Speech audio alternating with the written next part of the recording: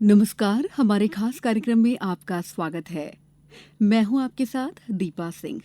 सेवा और सुशासन अर्थात जन सेवा और सुशासन के मंत्र पर चलते हुए प्रधानमंत्री नरेंद्र मोदी के नेतृत्व में केंद्र सरकार परिवर्तन और प्रगति लाने के लिए अथक प्रयास कर रही है।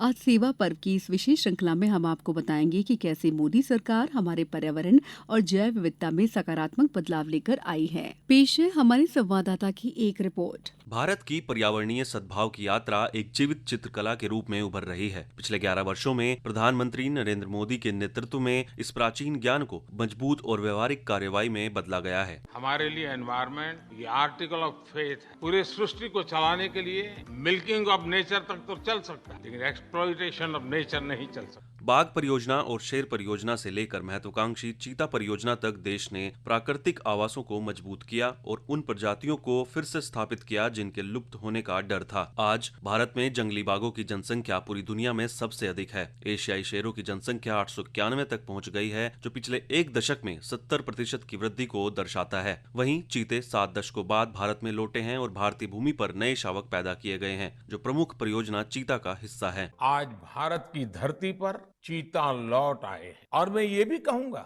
कि इन चीतों के साथ ही भारत की प्रकृति प्रेमी चेतना भी पूरी शक्ति से जागृत हो उठी है। भारत की झीलें, जिन्हें पृथ्वी के गुर्दे भी कहा जाता है, पर भी नए सिरे से ध्यान दिया जा रहा है। भारत के पास अब 91 रामसर साइट्स हैं, जो एशिया में सबसे अधिक हैं। यह प्रवासी पक्षियों और नाजुक पारिस्थितिकियों को सुरक्षित रखती हैं। भूमि पर एक पेड़ माँ के नाम अभियान के तहत 142 करोड़ से अधिक पेड़ लगाए गए हैं, जो पारिस्थितिकी को भावना से जोड़ते हैं। इस बीच वन आवरण धीरे धीरे बढ़ा है, जो भारत के प्राकृतिक कार्बन सिंक में योगदान कर रहा है। स्पष्ट नीतियों, सार्वजनिक भागीदारी और प्रधानमंत्री नरेंद्र मोदी के नेतृत्व में सरकार हर किसी के लिए एक हरा, स्वस्थ और सुरक्षित भविष्य बनाने के लिए काम कर रही है। विष्णु की रिपोर्ट के साथ अक्षित वैद्यान, आकाशवाणी समाचार, दिल्ली। साथ ही हम बात करेंगे कि कैसे मोदी सरकार ने नमामि गंगे अभियान के माध्यम से हमारी पवित्र गंगा का कायाकल्प किया है। गंगा भारत की जीवन रेखा, पवित्र, अनादि और हमारी अर्थव्यवस्था की महत्वपूर्ण धरा है।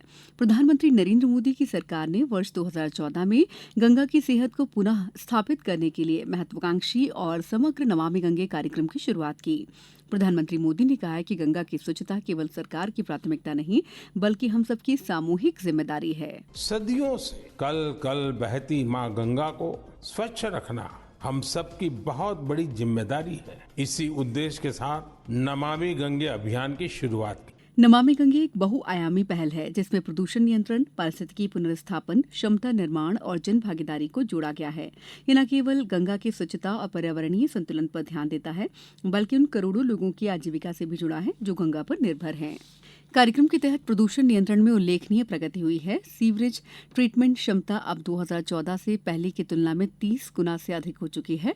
गंगा के जल पर्यावरण में सुधार का प्रमाण गंगा डॉल्फिन की बढ़ती संख्या है। अब डॉल्फिन उन हिस्सों में भी दिखाई दे रही है जहां पहले कभी नहीं देखी गई थी। हम सभी के लिए गौरव की बात है कि भारत की इस पहल को आज दुनिया भर की सराहना मिल रही है। यूनाइटेड नेशंस ने नमामि गंगे मिशन को इकोसिस्टम को रिस्टोर करने वाली दुनिया के टॉप 10 इनिशिएटिव में शामिल किया। जो कभी एक असंभव सपना माना जाता था, उसे प्रधानमंत्री नरेंद्र मोदी के नेतृत्व में राष्ट्रीय जन आंदोलन का रूप दिया गया है।